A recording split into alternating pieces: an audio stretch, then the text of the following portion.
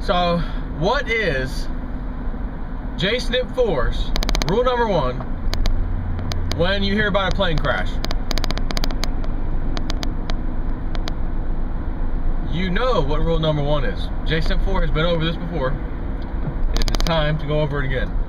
Rule number 1, JSNP 4 plane crash. Always find out who was on board and what significance that person played on the world stage. Were they a whistleblower? Did they do something the government didn't like? Were they a protester? Were they, whatever? And I just found out this little plane crash that just happened in Hawaii. One person on board died. It could be coincidence, but this person who died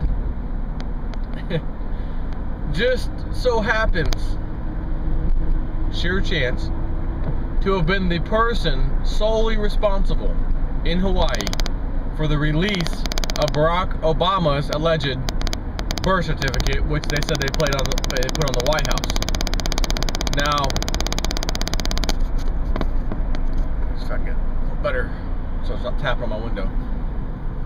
This person, now, first of all, you gotta understand that that birth certificate that they put on the White House is a scanned image of an alleged authentic original birth certificate. That was about 2010, I think, when that birth certificate came out. I was one of the first people to download it right off of the White House website. It's in PDF format. They scanned it, it was into a PDF, and I downloaded it. And started reading things online of people who have been examining the document with editing tools such as Adobe Illustrator, which was apparently what was used to create the PDF to begin with, and certain key things within the document that you would normally have to edit if you were going to forge one digitally. All of those items are absolutely forged. You could click on the doctor's signature and it's a box that you can move anywhere on the screen. Key pieces of information, you can click them and move them anywhere on the screen. So whoever created the PDF with Adobe Illustrator forgot to, I don't remember what the term is, but normally you need to, it's kind of like compiling it in a sense, to where it just becomes a flat image document, so that if you click anywhere on the screen, it's just one big thing that gets highlighted rather than each individual piece, or what they call layers. But there's a term within the program that does that and makes it one thing, one entity. Well, whoever did it didn't do that. Just straight up converted it, PDF, sent it out. Not thinking people would, maybe they didn't know, that they could do that, because again, you're gonna have to find people who are willing to shut their mouths and not expose you. So you're not just gonna be able to go find the best Adobe Illustrator, creator, image tool creator of a person, that out there.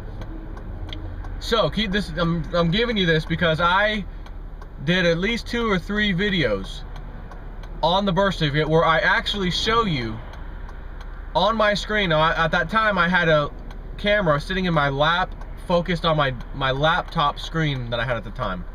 So the image quality isn't perfect, but it is still really good. And you can see what I'm doing when I'm explaining how you can manipulate it, how it's impossible. I think I even make my own PDF document and show you what it looks like when you use a scanner to scan it in, where it is doing what they call the text recognition, where it creates all these different layers.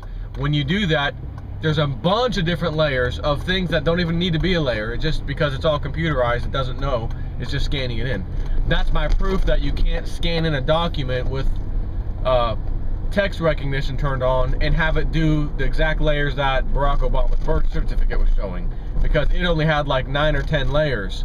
If you scan a document in, it's got a ton of layers, none of which you can move like the ones on Barack Obama's birth certificate. So I go over this.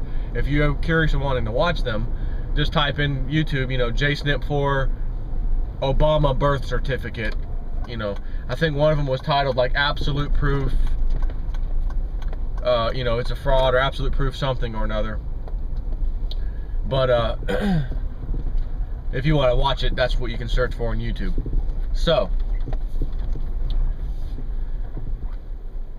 this lady, as they said, has died, was critical in getting the release of Barack Obama's birth certificate on the White House. But if it was a forged birth certificate to begin with,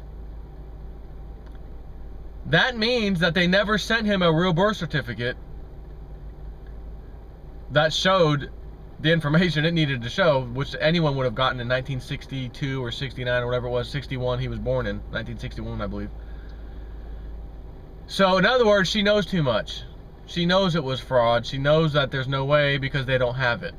Maybe they've been monitoring her phone calls like you would expect them to do the entire rest of her life, considering if she blew the whistle that there is no birth certificate, then the game's over for the president. She would be the one that knows because she was the one in the health department that had that kind of authority. So let's just say she was making some phone calls recently, and over the phone she said, you know, this whole birth certificate thing's really bothering me. It's been going on for years now. It's really, I can't hide it anymore.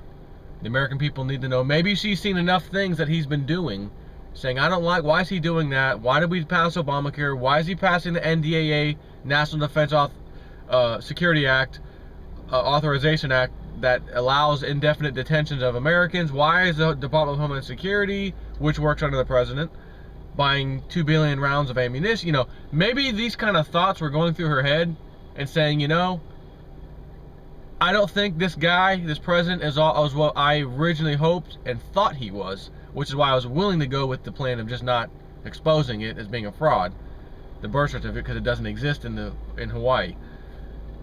So maybe she uttered some words on a cell phone conversation or something, and they realized, she's got to go.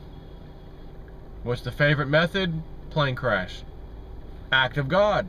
It was an act of God. Plane accident. It's one of their favorite methods.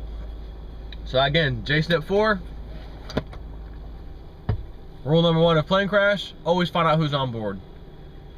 And if this is the one lady, one person that had the answer to the birth certificate, maybe Sheriff Joe, remember the cold case posse, whatever, the guy who's been relentless on the investigation of this and has always been saying this whole time, we've been wanting to prove the theory wrong, that he is in fact real, the birth certificate, you know, is real, all that. And the further we deep, the more disturbing stuff we find. And he's been going to Hawaii and sending his people to Hawaii. Is it possible that they've spoken with this lady recently and she spilled the beans or alluded to possibly spilling the beans? You know, I need to think about it. And that was enough for her to die on a plane crash? I mean, here's the other thing.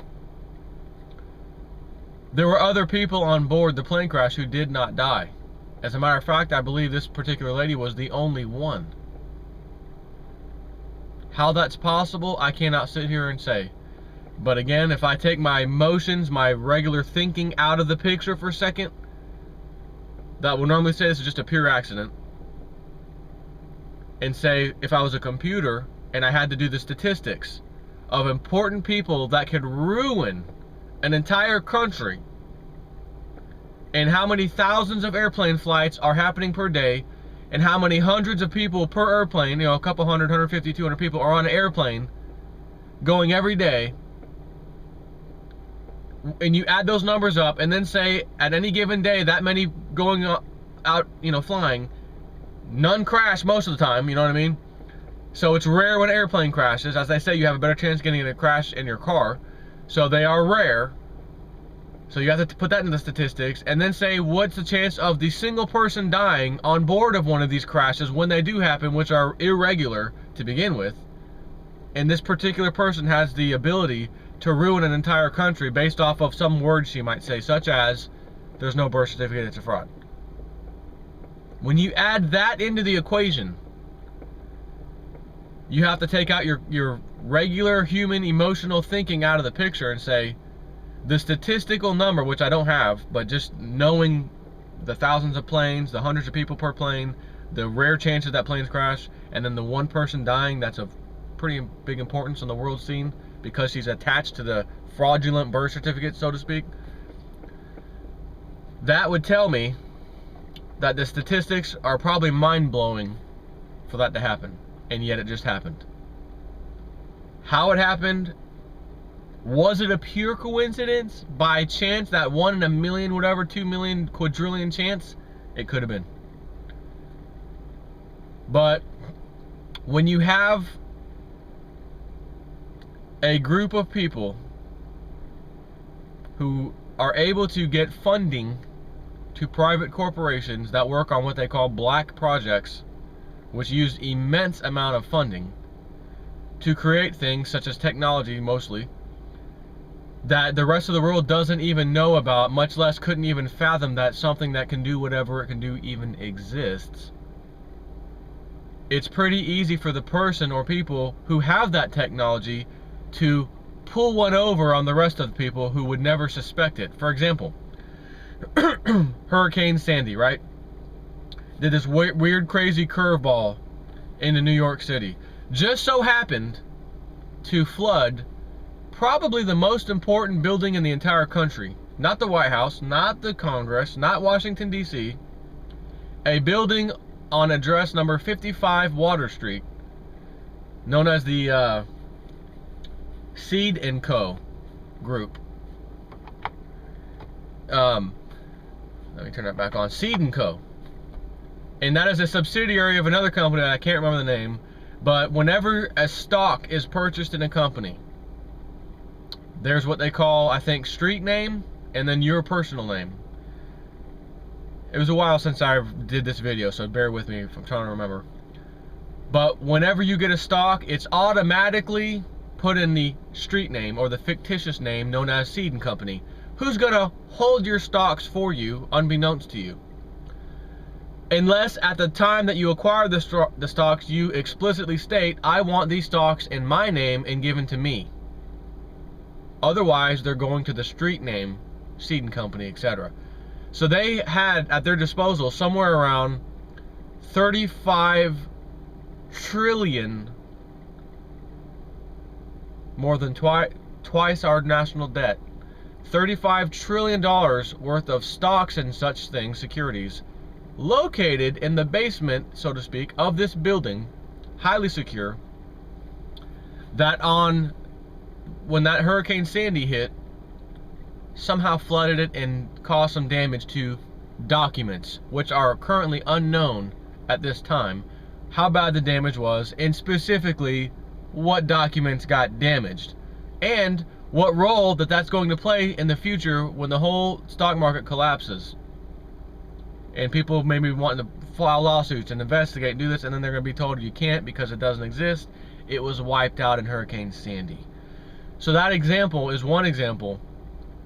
The other example is Hurricane Katrina. And as Lindsey Williams said, they tell you what they're going to do in advance. In that movie he said to watch prior to Hurricane Katrina hitting was a little small movie called Oil Storm. And in this movie, it was a small, low budget, I guess, kind of a thing. It didn't make headlines anywhere. Not like a big box office movie. Nonetheless, it was called Oil Storm. And you can pretty much look at Hurricane Katrina and what happened there, and it's pretty much identical to this movie. But the movie came out, I think, 2 or 3 weeks before Hurricane Katrina hit, and did exactly what they said would happen in this movie. So bear with me, and let's just pretend that these black projects I'm talking about have the capability of using HAARP technology, firing these massive arrays of energy through these antenna arrays in the billions, millions, whatever, of watts of power, bouncing it off the ionosphere and hitting a target on Earth somewhere. That causes the weather disruption to get hot or whatever they need to do in order to suck the storms right where they need them to go, so to speak. Let's assume for a second that that's exactly what happens. The average person who's going to hear that is going to say, there's no way in hell, this is crazy. But if it was known to everybody, years and years and years ago that, hey, the United States, all of our citizens who are great taxpayers, who are using billions of your dollars to fund this little corporation over here who works directly for the U.S. government with top secret security clearance, who you're not supposed to know about. They're working on technology that can change the weather. In places that are drought stricken and things like that, we can make it rain. This is great, blah, blah, blah. So everyone's happy. But it can also do other things, such as make hurricanes move, possibly even create them based off of heating up a section of the ocean, causing that hot weather to do that. So let's assume all the way through their progress, we're told about all these things, and told these could be used as weapons because we can move hurricanes and make hurricanes and then move them wherever we want them to. And the government was telling us this, we were being updated, as we normally should be, but we're not. It would be common knowledge that we could do this. So if we saw something happen, like Hurricane Sandy or Hurricane Katrina, and saw how they did it, what they did, we could easily say, oh my God, we did it. The government, whoever's controlling these HAARP things, they did it. But because that technology is so far beyond what we're capable of even understanding, normally, we write it off as nonsense conspiracy. But those who are using the technology and using those tools are using it every day and laughing their asses off at the rest of us. So, is it possible that this lady died on an airplane because someone else was also on board the airplane? And I know you've heard of the heart attack machines where they can point this thing at you and it shoots some kind of signal. I thought I could have swore I saw some kind of congressional hearing from like the 80s where they had this guy was showing this little gun. He was looking at this gun. It was a weird looking gun thing, and they were talking about how that was it, but it wasn't an actual electronic device. It shot out this little microscopic little, like, tiny, maybe not microscopic, but extremely tiny little dart thing that you just feel a little, maybe not even a pinch, or like, what was that?